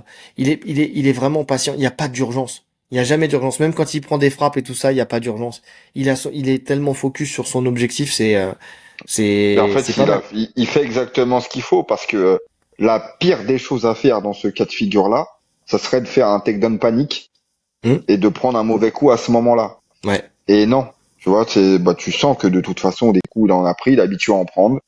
Il n'a pas peur de boxer. C'est devenu un très bon boxeur, on l'a déjà notifié. Donc, il n'a pas peur d'échanger, il n'y a pas de souci. Il n'y a pas de souci, il a son idée en tête. Mon idée, c'est la lutte. Mais c'est quand je l'aurai décidé, ça sera dans le meilleur moment pour moi. Hmm. Donc, gestion champion, Gestion expérience. champion. Exactement. Et en plus de ça, tu vois, là, dans ce round-là, tu vois, un Buckley, il commence à avoir un peu de réussite, parce que, tu sais, il y a un moment, il passe sous le bras de Kamaru, il arrive à aller dans le dos. Alors, certes, je pense qu'il a été aussi surpris que Kamaru quand il est passé dans le dos, donc il a pas ceinturé comme il aurait pu le faire. Mais tu sens il y a un chemin, et surtout, il commence à vraiment toucher très fort en anglaise, Buckley. Franchement, tu sais, on Ouais, parlait de son cardio. Est-ce qu'il aurait le cardio sur les 5 rounds? Tu vois il qu'il n'y a l'a. pas de baisse de régime de la première à la dernière seconde. Il frappe toujours Il aussi l'a. dur du début à la fin. Toujours explosif, toujours explosif, toujours. Non, non, franchement, très très impressionnant.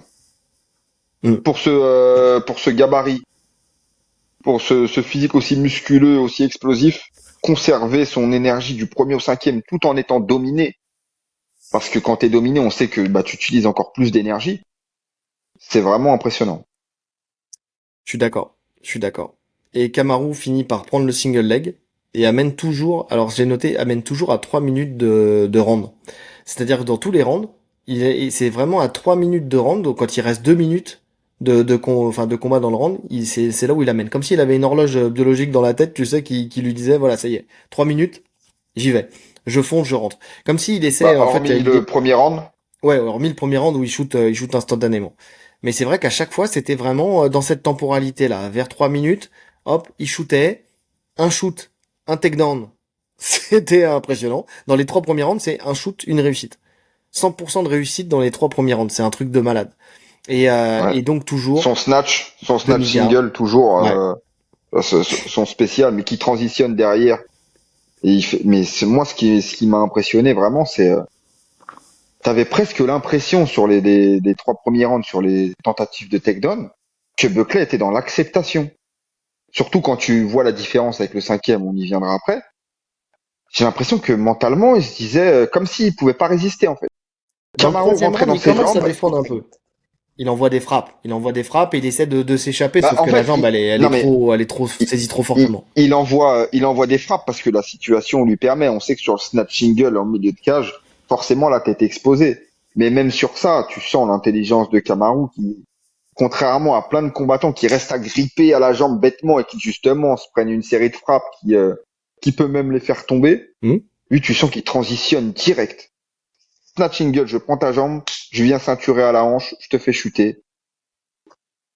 Et puis après on se retrouve encore avec un Buckley sans solution.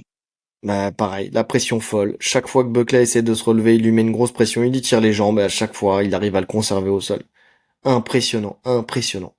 Franchement, à ce moment-là du fight, je me dis qu'il est quand même très fort. Par contre, je vois comment dire, je vois un point tu sais, de bascule quand même dans ce round-là, parce que Buckley touche de plus en plus dur en boxe et je me dis, tu vois, potentiellement, bon là il y a un gros grand Il netpoint peut, donc ça compte ah ouais, pas, mais je me dis s'il amène et qu'il n'y a pas assez de dégâts au sol, pour moi je peux commencer à donner les rounds à Buckley, tu vois. je suis d'accord. Sur ça, je suis d'accord.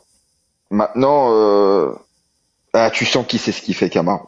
Dans le sens où il y a 5 rounds, il faut en gagner 3. Hmm. Tu sens qu'il a mis sa grosse accélération là justement pour s'assurer celui-là. Ouais. Parce qu'il fallait s'assurer celui-là pour avoir les 3 rounds. Après, je pense qu'il se met en mode un peu économie sur le 4 et le 5. Je le Je sens suis- comme ça. ouais, quand même il donne de Gestion. Pas l'énergie. économie, mais plus gestion. Ouais. En tout cas, il gagne ce round-là, le public commence à huer véritablement à partir de ce round-là, Kamaru Usman. J'ai pas compris d'ailleurs.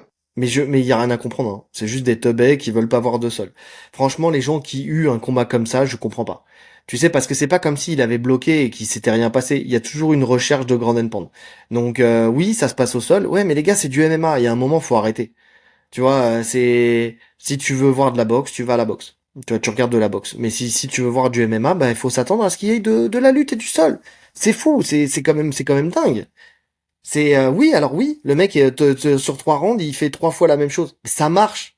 Croyez quoi, qu'il va se mettre en danger et qu'il va rester debout pour votre plaisir ou quoi? Il a besoin d'être là parce Non, que mais vous le verrez plus s'il même perd. au-delà de ça, même au-delà de ça, on est quand même sur un combat qui est plaisant à regarder. Il y a quand même des échanges debout. Parce que tu le dis, il shoot finalement assez tardivement, hein, Mhm. vers la mi-round. Donc t'as quand même toute une partie du combat qui se déroule debout et où c'est très actif. Et puis, euh, et puis arrivé au sol, ça reste actif aussi. Donc vraiment, je comprends pas. Public américain, c'est particulier. Je suis d'accord. Je suis d'accord. Bon, le public du MMA, c'est particulier, hein. Parce que même en France, c'est pareil, hein. Tu sais, combien de fois j'ai entendu, ouais, le combat il était chiant, hein, ça s'est passé trop au sol. Mais éduquez-vous, les amis, éduquez-vous un petit peu. Comme ça, vous aurez des clés de lecture et au moins, comme ça, vous vous ferez moins chier. C'est juste ça. Arrêtez de regarder le MMA, la surface. Rentrez en profondeur. C'est comme l'iceberg. Tout n'est pas à la surface. Il y en a plus en dessous. Allez en dessous, les amis. Allez en dessous. Mettez la tête sous l'eau. Mais n'oubliez pas de prendre une grande inspiration avant, sinon on vous perdra, c'est tragique. Donc, round 4, Kamaru Usman qui commence à mettre des coups très puissants encore, vraiment, avec ses kicks. Ça, ce que tu notais tout à l'heure, mais c'est vraiment dans ce round 4 où on sent que il y a vraiment une recherche de faire mal et d'user. Tu sais, comme s'il se disait, bah, comme tout le monde, que Buckley n'a jamais fait 5 rounds, s'il peut lui couper un peu plus de son énergie et puis se faciliter la tâche, bah pourquoi pas. Mais Buckley, lui, pour le coup, bah non, il envoie beaucoup de side au corps, il explose bien avec son bras arrière. Les frappes en corps-tête, et c'est là où il commence à mettre beaucoup plus de frappes corps-tête, où il descend pour remonter avec les crochets, qui touchent très très bien. Et surtout, un truc que je pensais qu'il allait beaucoup plus utiliser, side au genou de Buckley. Il envoie un side en ligne basse, Il envoie un, et ouais, je suis ouais, d'accord, il en qui envoie un marche bien. seul. Ben ouais, mais, je pensais, comme tu le dis, que stratégiquement, ça allait être une des clés du combat. Ça n'a pas été le cas. Euh, Maintenant, on peut noter quand même que Buckley, sur la partie striking, il domine. Voilà. Alors, je voulais en y venir plus tard, mais si tu veux, vas-y. Exactement. On peut en parler déjà maintenant. Ah non, il domine. Il domine clairement. Tu sens que vraiment, si ça dure debout, si Kamaru n'avait pas mis en place cette stratégie, Hmm. Kamaru, il finissait pas le combat. Ouais, je suis d'accord. Parce que Buckler aurait fini par trouver la faille. Il frappe dur. Il met plus de débit, plus de variété de frappe. Ce qu'on avait dit dans l'analyse, hein, on le voyait au-dessus en striking. Il y avait potentiellement un chemin pour Kamaru d'imposer son jab. Ça n'a jamais été vraiment le cas. Après, Du tout. il a jamais vraiment cherché à le faire non plus, hein. Je pense pas que c'était une de ses volontés, mais tu sens quand Non, même que mais de toute façon, il n'était pas assez armé pour Buckley. ouais, non, il n'était pas assez armé. Buckley qui fait des belles adaptations, qui trouve ses failles, qui varie ses frappes. Moi, ce que je note dans ce round, c'est que Buckley domine nettement en striking, C'est ça. mais Ousmane est un mur. Voilà, c'est ce que j'ai noté. Ousmane, ça bouge pas. Ah, ça bouge pas, mais il y a quand même, tu vois, parce que tu parlais de variété de frappe, donc là j'ai commencé à parler des sides et tout ça. Il commence à faire beaucoup plus de corps-tête qui fonctionne très bien. Avec et c'est surtout aussi il y a un moment où quand même il y a eu il l'a ébranlé un petit peu, mais vite fait, hein. Quand je dis ébranlé, c'est vraiment par rapport au reste des frappes. Il y a un moment il envoie genou et dans la foulée il envoie un crochet. C'est Un crochet. genou et il envoie son crochet. Et là, tu sens que celle-là, elle touche dur, tu vois. Et que faut pas en prendre non plus 1 milliard des comme ça, tu vois ce Mais que je tu veux dire? l'entends même. Il me semble que tu l'entends à l'impact que le crochet, il le prend vraiment bien. Ouais, il le prend pleine mâchoire, il le prend vraiment fort. Et c'est d'ailleurs très peu de temps après que Kamaru shoot, d'ailleurs. Parce que je pense qu'il a conscience quand même qu'il faut pas rester trop longtemps avec Buckley. Il shoot, et c'est la première fois qu'il galère un peu à l'amener au sol. C'est pour ça que, après, je pense qu'il y a un peu Ouais, de il y a un fatigue début aussi de défense. qui s'installe, et puis il y a de la défense.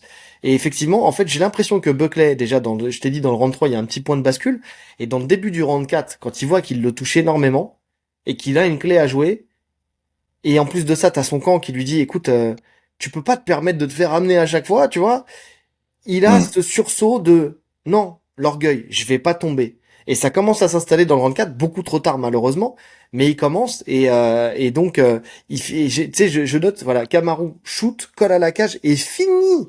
Tu vois, quand je note ça, ça veut dire que Ça a été long, tu vois, avant qu'il l'amène. Par Ouais, l'amener ouais, au sol. il y a une défense. Alors, un très bon début de défense de Buckley.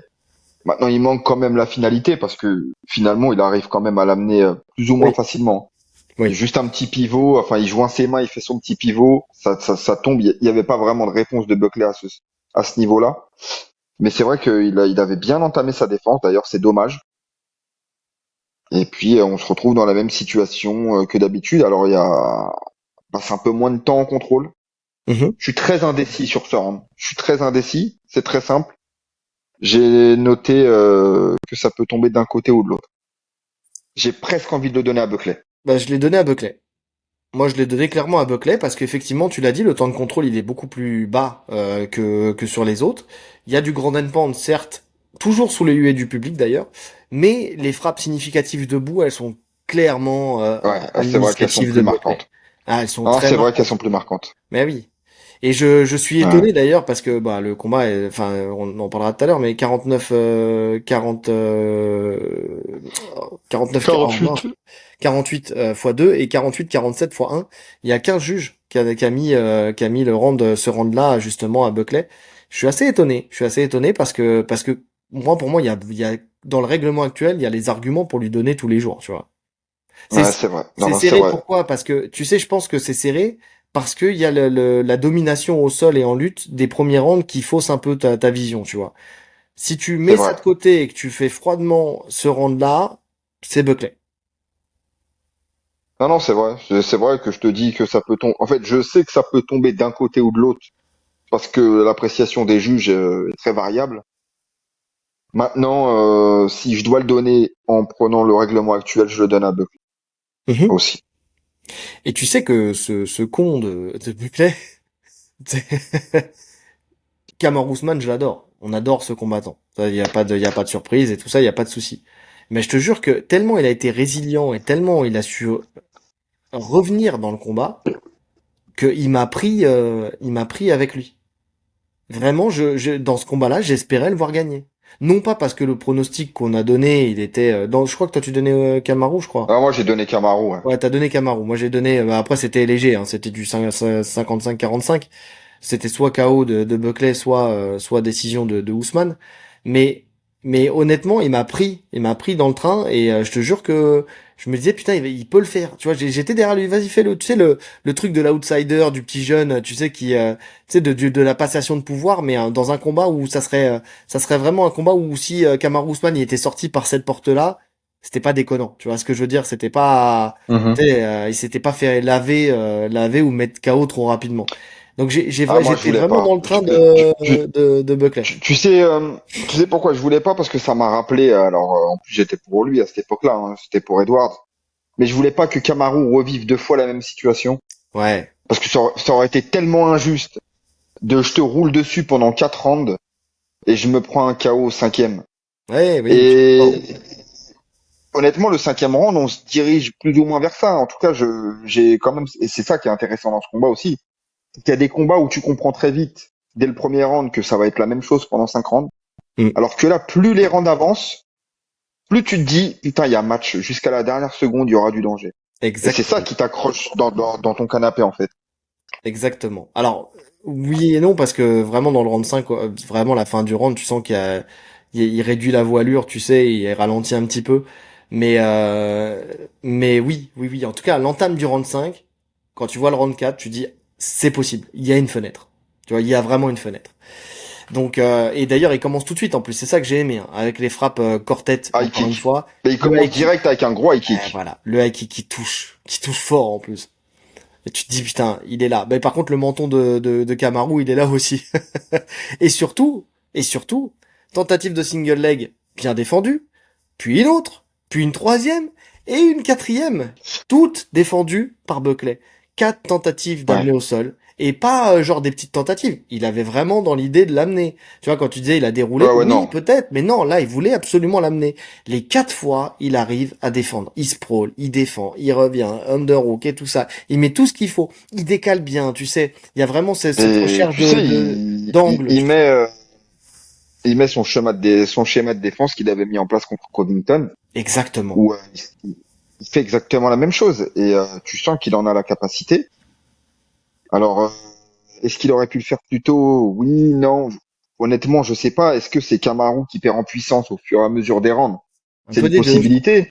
Bien Je sûr. pense qu'il y a un peu de ça quand même, parce que tu sens quand même que sur les premiers contacts, dans les premiers rounds, il y a tellement de puissance du côté de Kamaru que de toute façon, ça tombera. Là, il y a toujours quand même cette volonté de l'amener, mais je pense qu'au niveau du contact, il y a moins de puissance. En plus, on a notifié le fait que Buckley, ben, visiblement, il n'est pas humain à ce niveau-là. Il conserve vraiment toute son énergie dans le Ouais, cinquième. je suis d'accord. Donc, grosse qualité physique et athlétique.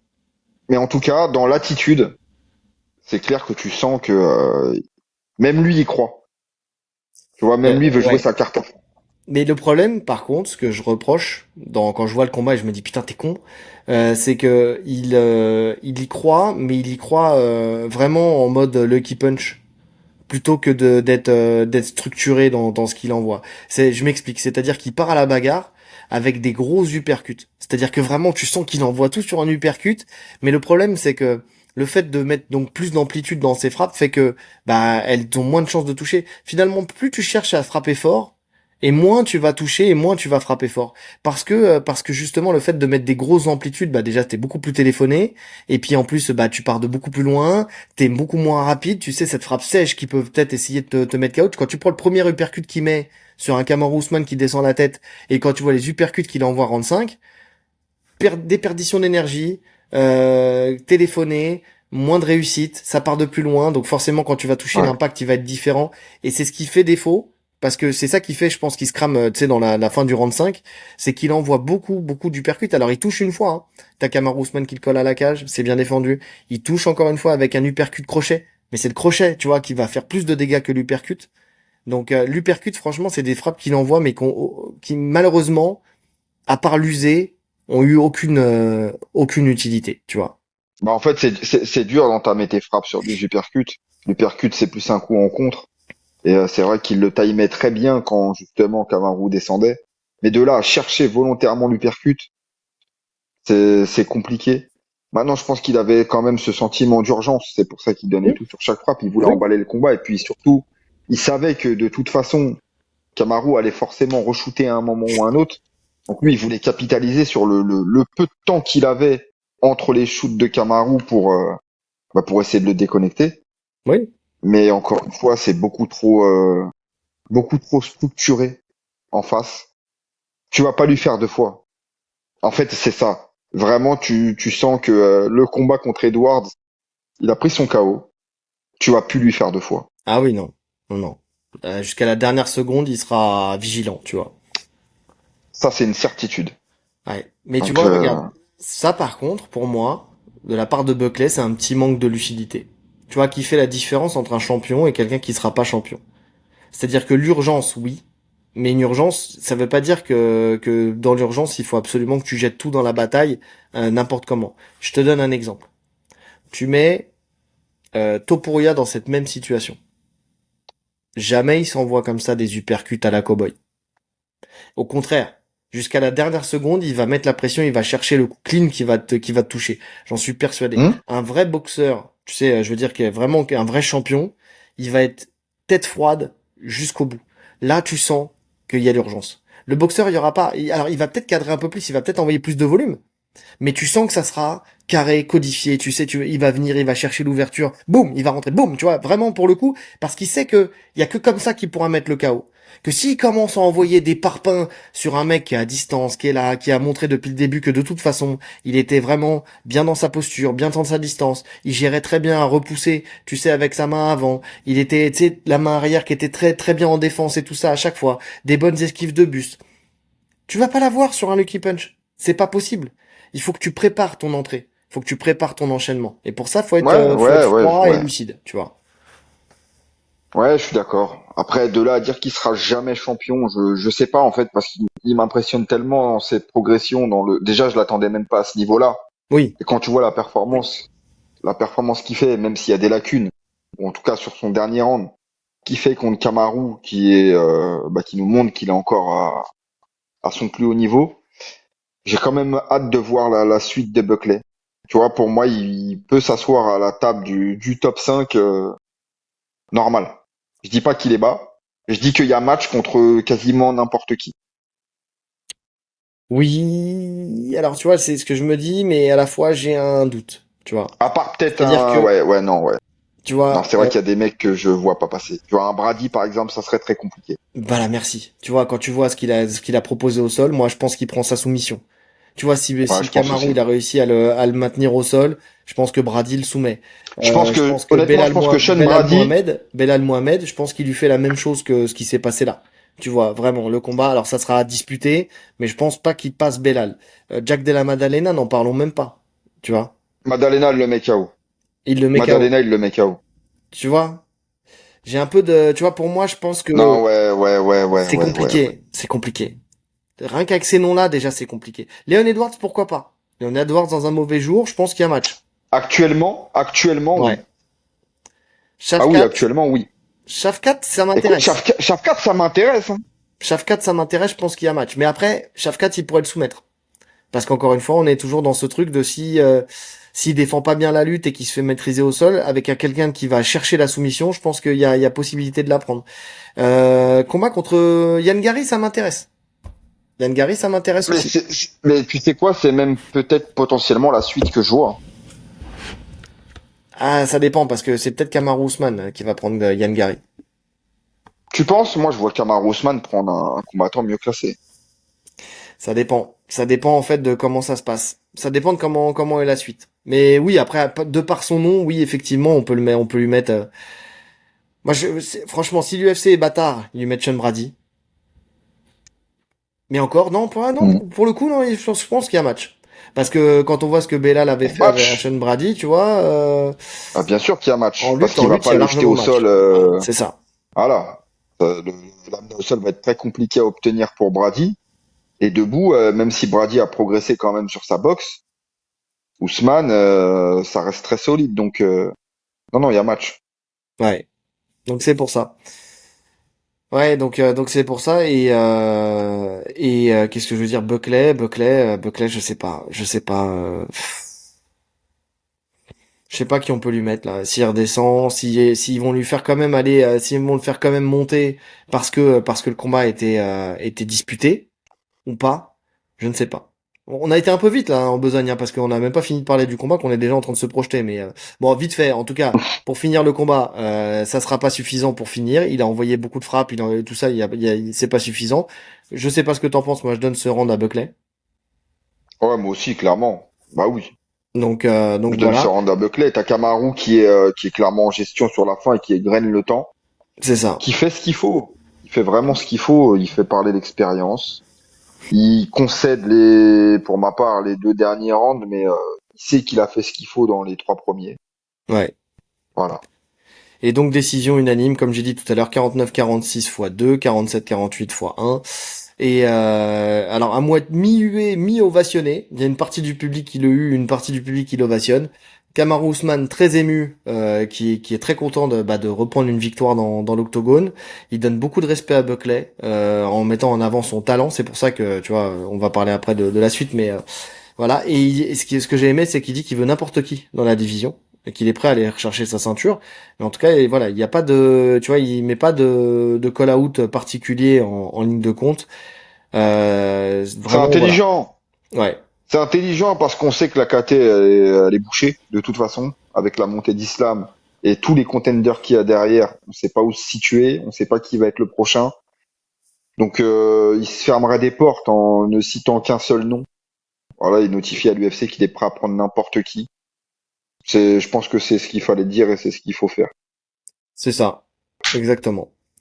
Donc voilà, et pareil Buckley, hein, qui a donné beaucoup de respect, tu sais, à Kamaru en Énormément. disant que Ouais. c'était voilà un GOAT, enfin tu vois que c'était un énorme champion et qu'il le remerciait de lui avoir donné sa chance aussi de l'affronter et les deux hein, d'ailleurs parce que même Kamaru Usman il le remercie d'avoir accepté ce combat là aussi parce que c'était pas forcément un combat facile de base.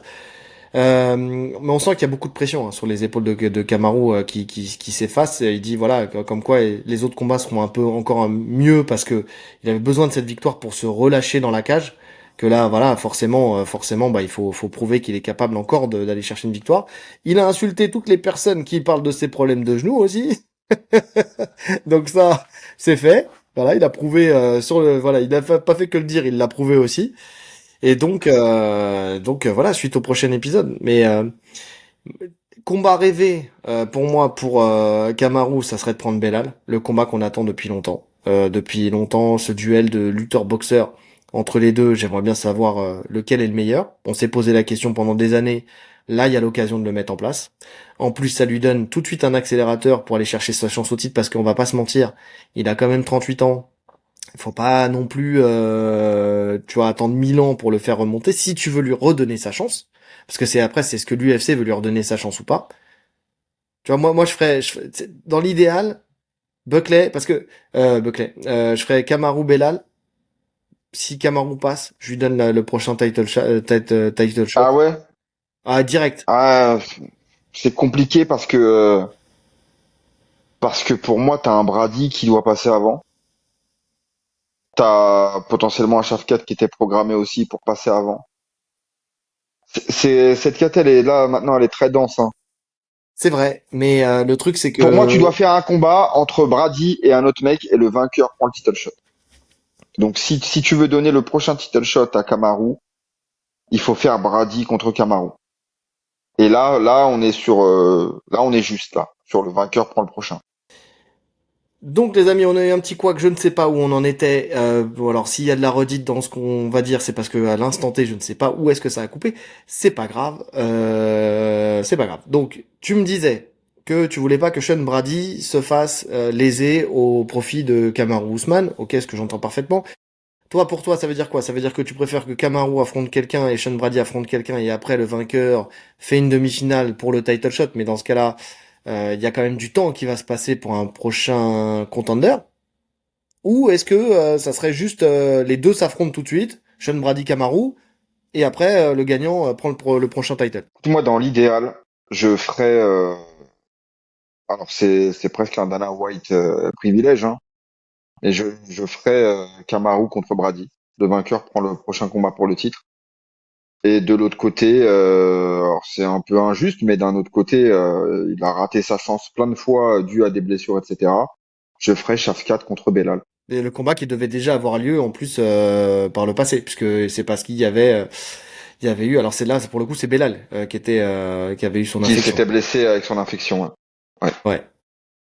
Donc ouais, c'est pas déconnant effectivement, parce que comme je te disais, Kamaru, tu peux pas non plus le faire traîner 1000 ans, hein. Tu vas pas le faire traîner 2 ans avant d'avoir une chance au titre. C'est soit l'UFC, en fait, soit l'UFC acte le fait qu'il n'aura plus du tout de chance au titre et dans ce cas-là, ils vont lui faire des super fights et puis c'est acté comme ça.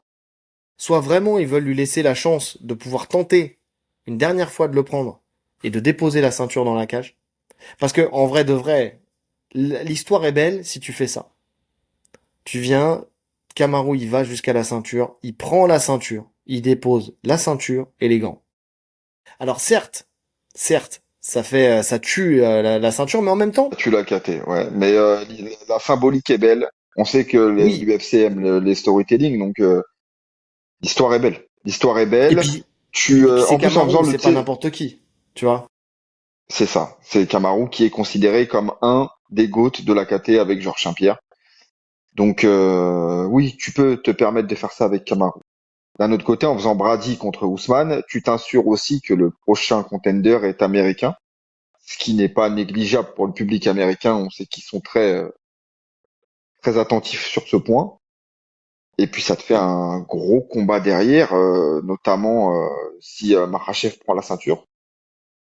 Si potentiellement tu as un Kamaru contre Makhachev, déjà d'une, c'est un combat historique pour tout ce que ça représente. Pour Ali Abdelaziz, c'est jackpot parce qu'il ménage les deux, donc je pense que lui aussi va pousser dans ce sens-là. En fait, ouais, il y a tout qui nous amène à ça. Ouais, il y a tout qui nous amène à ça. Effectivement, c'est un combat historique. C'est un combat, je signe tous les jours, hein, des deux mains avec les deux pieds, il y a pas de problème. Et puis en même temps, tu sais, là où je me dis que c'est possible de faire ça, c'est que comme tu l'as dit, il y a plein de contenders possibles. Donc ça veut dire que si t'en crames un, en la personne de Sean Brady par exemple, si ça passe pas, parce que si c'est Kamaru qui saute, Bon bah Kamaru il a fait son temps, il a déjà été champion, bah voilà, merci, t'as fait une super carrière. Là maintenant le niveau des petits jeunes, voilà, toi physiquement tu tiens plus le choc. Bon, merci pour ta carrière, Hall of Fame. Et puis voilà. Si c'est Brady qui saute, ce qui me ferait chier, et ce qui te ferait chier aussi, je pense, parce que Brady c'est quelqu'un qu'on apprécie en termes de style.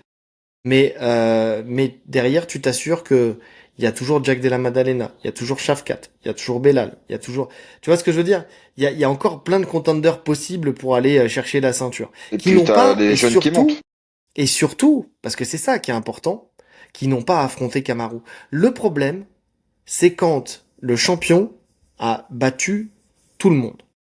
Tu vois, justement, on va parler un peu de lui un peu après, mais tu sais, Ngannou, qui vient, qui a roulé sur tout le monde.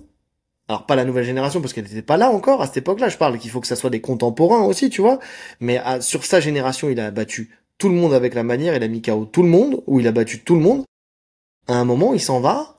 Là, on se dit ah mince, le champion il est parti. En fait, tout ce qu'il y a après, c'est des deuxièmes couteaux. Tu vois, des seconds couteaux. C'est des gens C'est vrai. qui ne sont pas au niveau. Là, tant que tu sais pas, tu vois, un Shafkat Mhm. qui aurait jamais affronté Kamaru, tu vois, un Belal qui aurait jamais affronté Kamaru. Tant que tu sais pas, tu te dis, bon, bah, peut-être qu'il y avait match. Donc c'est moins gênant s'il lâche sa ceinture au milieu de la cage. C'est vrai. Ouais, c'est vrai. Donc oui, oui, ça a du sens. En tout cas, l'avenir de cette KT s'annonce radieux, hein, on peut le dire, hein. On a eu un très très gros renouveau sur les welter. Il y a plein de KT qui n'arrivent pas à se renouveler aussi bien. Il y a eu des périodes mortes, hein, chez les welterweight. Là, on est vraiment sur une des KT les plus attrayantes de l'UFC. Je suis d'accord. Je suis d'accord. C'est vrai que après on verra Parce comment qu'il y a évoluent tous les les styles en fait. 70. C'est ça aussi qui est impressionnant. C'est qu'il y a de tout. T'as du boxeur, t'as du striker, pied-point, t'as du lutteur, t'as du grappleur en la personne de Brady. T'as vraiment tous les profils. Ouais, ouais, et puis on verra comment je te disais, comment la KT des 70 va se renouveler avec tous les départs à la retraite qu'on va avoir bientôt là. Mais soit ça marche et on a deux KT fortes, soit ça fonctionne pas et dans ce cas-là, il y a juste une transposition d'une KT à une autre. En fait, quand tu regardes dans l'histoire, il y a toujours une KT qui est plus forte que les autres, c'est tout quoi. Ça, C'est c'est comme ça. toujours, Donc euh, toujours. donc bon.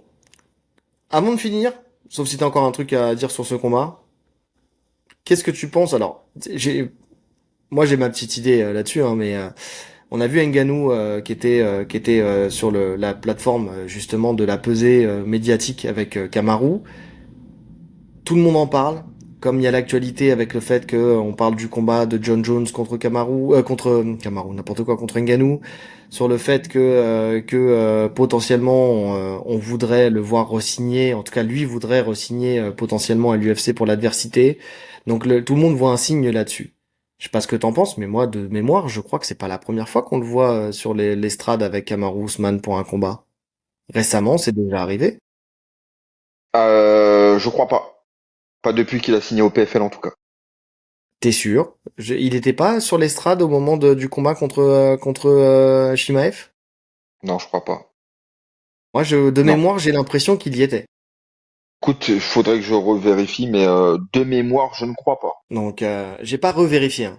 J'ai pas revérifié parce que je veux faire confiance en ma mémoire et en la vôtre parce que je Je sais qu'il y ne a crois quelqu'un. pas parce qu'il me semble que en plus à cette période, c'était la période où malheureusement il a perdu son enfant.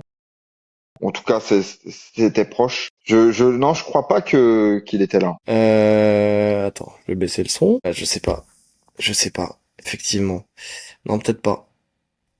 Mais alors, si c'est pas contre lui, c'est peut-être contre Edwards. Mais c'est pas la première fois que pour moi, c'est pas la première fois que je le vois sur une estrade, justement, où c'était avec, Ah non, peut-être pas avec lui, mais mais ou avec forcément Adesanya peut-être. avec Adesanya, ouais, peut-être. Non, mais c'est oui, évidemment, elle était systématiquement même les trois étaient réunis à chaque fois. Mais quand Ngannou était à l'UFC, Non, non, non, après son, justement, je te parle d'après. Ah, je suis sûr c'est que sûr. quelqu'un va nous le trouver. Je suis sûr que quelqu'un va nous le trouver, mais je suis presque sûr de l'avoir vu sur l'estrade au moment où il était déjà au PFL. Moi, je crois pas, Bref, hein. j'ai pas la. Bon, on verra. On a des gens qui nous serviront de On mémoire. Je les a pense vus ensemble. On les à a des vus Gilles ensemble d'Autriche et tout ça. lors d'événements, notamment lors des combats de boxe d'Ngannou, où eux faisaient le déplacement. Mais l'inverse à l'UFC, je suis vraiment pas sûr. J'aurais dû revérifier, j'ai pas eu le temps de vérifier. Avec le taf et tout ça, mais en tout cas, bon, en tout cas, je sais qu'il y a des Jinkoa d'Autriche, il y a des mecs comme ça qui eux ont une mémoire bien meilleure que la nôtre et qui nous diront si oui ou non c'est arrivé ou pas. Je leur fais confiance. Mais bon, c'était marrant, effectivement, c'est marrant de le voir là en avant, justement sur cet événement-là, qui soit accrédité pour être justement sur cette estrade. Donc il y a un clin d'œil. Est-ce que c'est vrai? Est-ce que c'est pour faire parler? Est-ce que c'est juste l'occasion qui faisait que? Je ne sais pas. On verra. On verra bien. Dites-nous ce que vous en pensez en tout cas, et dites-nous ce que vous avez pensé aussi de ces combats de l'UFC en général, de cette UFC en général, mais surtout de ces combats. Donc voilà, ça nous intéresse en commentaire. Et puis voilà, bon bah je pense qu'on a fait le tour en tout cas cette fois-ci de cette UFC. Donc, Yes. les amis, likez, commentez, partagez, cliquez sur la cloche de notification pour ne rien rater, les 5 étoiles sur toutes les plateformes de podcast, le lien Tipeee en description si le cœur vous en dit, et le lien vers Import Fight est en description aussi, en décision, il y a trop de décisions. Donc avec le code TATAMI10 pour avoir 10% de réduction sur tout le site. Et puis nous, en attendant, il ne reste plus qu'à vous souhaiter une bonne journée, Ou une bonne soirée. en fonction de l'heure à laquelle vous nous écoutez. Allez, salut! Salut!